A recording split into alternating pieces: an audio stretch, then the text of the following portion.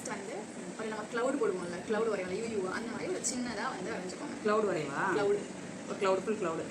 ஆமா, ஆனா சின்னதா இருக்கும், ரொம்ப பெருசா இருக்கும். ஒரு மீடியம் டு ஸ்மால் அந்த மாதிரி தான் இருக்கும். ஓகேயா? அப்ப அந்த கிளவுட்ல இருந்து ஒரு யூ போடணும். ஓகேயா? அந்த யூ வந்து கொஞ்சம் வந்து பெருசா இருக்கணும். ஓகேயா? புரியுங்களா? இப்போ அந்த யூ போட்டல, யூக்கு கீழ ஒரு பெரிய கிளவுட் ரைட் சைட்லயா? அப்படியே டவுன்லயா? ஆமா, டவுன்ல ஒரு பெரிய கிளவுட் யூவா போடணும். நீளமாவா? நீளமா போடணும். ஆனா வந்து லைக் ரெண்டு சைடுல இருந்து ஆரம்பிக்கிற மாதிரி இருக்கணும். ஓகேயா? Already confuse.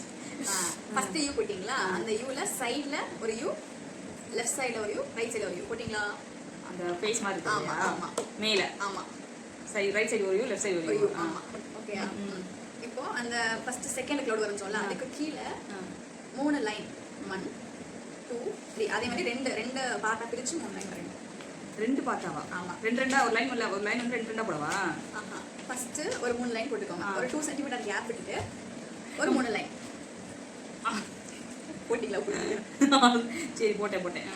அந்த லைன் இருக்கா, அந்த லைனோட எண்ட்ல சும்மா ஓவல் மாதிரி. ஓகேயா?